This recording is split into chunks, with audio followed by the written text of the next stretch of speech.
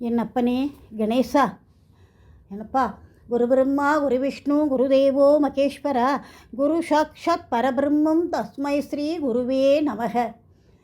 நான் முன்னாடி சௌந்தரிய லகரி பூராவும் போட்டேன்.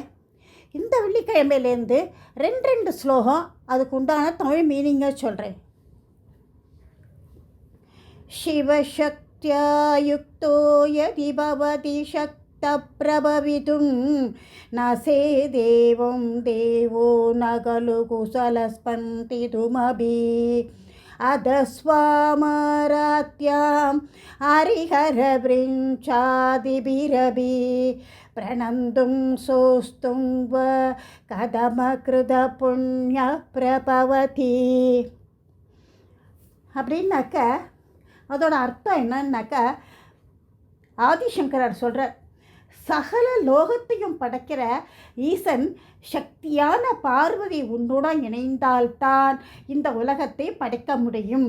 சக்தி இல்லாமல் சிவனால் லோகத்தை படைக்க முடியாது.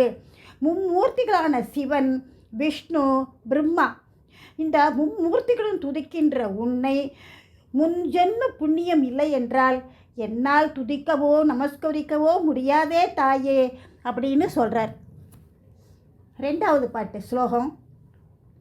தனியாம் சம்பாம்சம் தவ சரண பங்கேருகபவம் விரஞ்சித் சஞ்சின்வன் விரசயதி லோகான விகலம் வஹத்யேனம் சௌரிஹி கதமபி சகஸ்ரேன சிரசாம் ஹரசம் சுக்யைனம் பஜதி பசிதோத்தூலனவிதும்.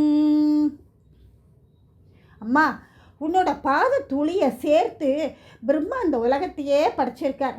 1000 தலையுடைய ஆதிசேஷன் திருமால் இந்த பாதத்தூளியான சகல உலகத்தையும் தாங்கின்னு இருக்கார். இந்த பாதத்தூளியை விபூதியாக உடம்பு பூரா புசின்னு இருக்கார் பரமேஸ்வரன் அப்படின்னு ஆதிசங்கரர் சொல்லியிருக்கார். அடுத்த 2 ஸ்லோகம் அடுத்த வெள்ளிக்கிழமை சொல்கிறேன்.